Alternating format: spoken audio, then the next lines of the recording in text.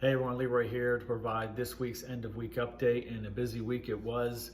This past Wednesday we did our monthly business update for the investment community and our other stakeholders, providing an update on what's gone on in this last month, both from an employee health standpoint, from an operations standpoint, and from a business standpoint. And so from an employee health standpoint, starting there first, as we announced last week, we have had two additional employees test positive for COVID-19. That brings our total case count up to 3. The two most recent people that have been affected have now been released to come back to work, so they're doing just fine, and we're happy to hear that. Overall, across the company, we've had about 10% of our employee population that has had to self-quarantine at some point in time. But again, to this point in time, still only the 3 positive cases, so we're doing well on that front. We do urge everybody to continue to follow all the safety protocols. You know, it has been a little bit alarming to see some of the spikes that we've seen across the U.S. For sure in terms of new cases. That is to be expected with some of the barriers of social restrictions and things like that coming down. But it just serves as an ongoing reminder to continue to follow all of the established protocols to keep yourself safe. And we will certainly continue to do that in our environments within the plant sites as well as the offices if anybody happened to be going back in there. But please be vigilant for your sake, for your family's sake, and for your colleagues' sake. Turning to the business front, as I mentioned on Wednesday's call, May sales overall for the month were not in bad shape, actually, down about $2.5 million from May of last year. All of that being driven by our C&C business, which continues to deal with a very challenging environment in aluminum, steel, oil. So a number of different challenges there that have affected both top line and bottom line. Although for the second straight month, despite these challenging conditions, again, C&C delivering positive EBITDA performance. And actually for the year, we do expect that we're going to be in double-digit margins for C&C, which is incredible given everything that we're facing.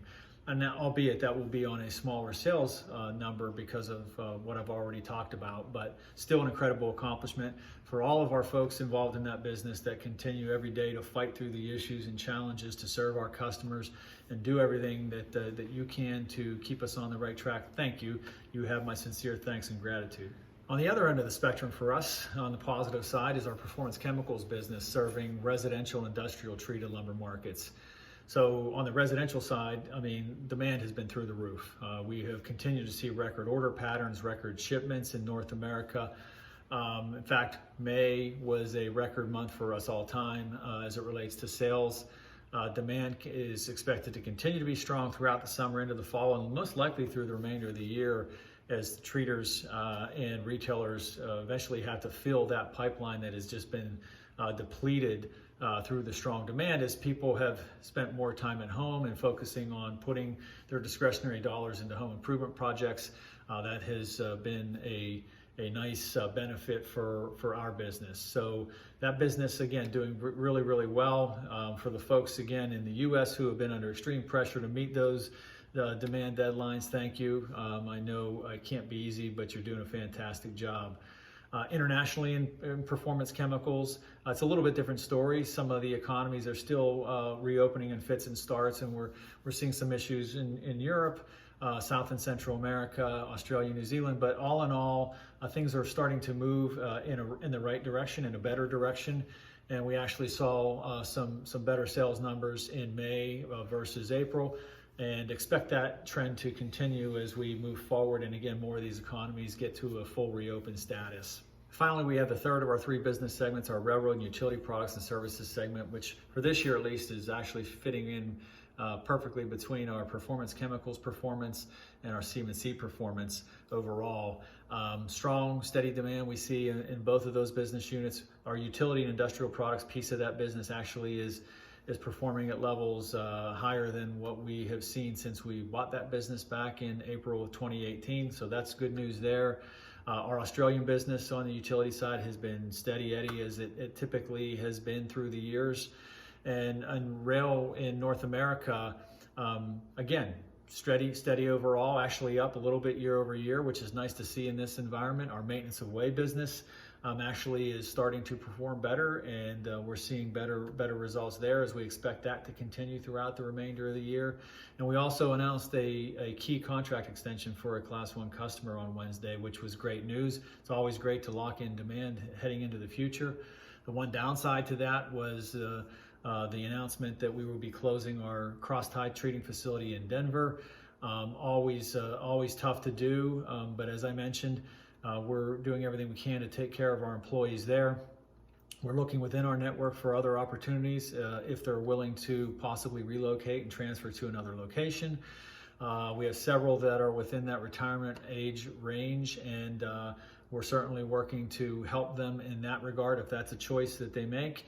And then for those that don't have retirement or a relocation as an alternative, we are looking to help them transition to their next employer, their next position. So I'm confident that we're doing everything we can to treat our employee base with the utmost dignity and respect as they look at what their next steps might be. So overall, business units, as you wrap them all together, are actually in pretty decent shape. In fact, we mentioned that we expect our adjusted earnings per share for the quarter to be somewhere between 70 to 85 cents.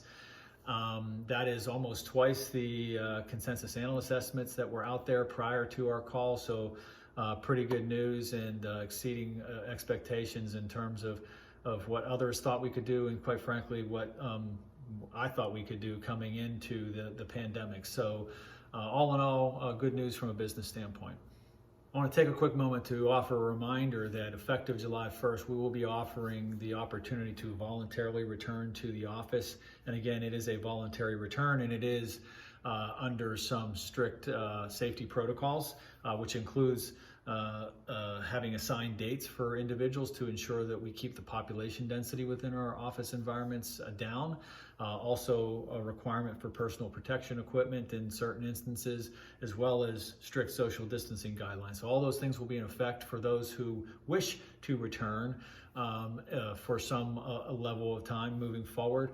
And we realize that we have employees that might live alone and have to deal with some social isolation issues, which can have an effect on people's mental health. We have individuals who aren't necessarily set up greatly to work from home. They might be working from kitchen tables or corners of rooms, and feel the need to be able to come back and get some sense of normalcy back in the office. We want to offer that opportunity to our people. Again, not require them by any stretch of the imagination, but we want to make sure that we're providing the best opportunity for all our employees to flourish. So effective July 1st, that does come into effect.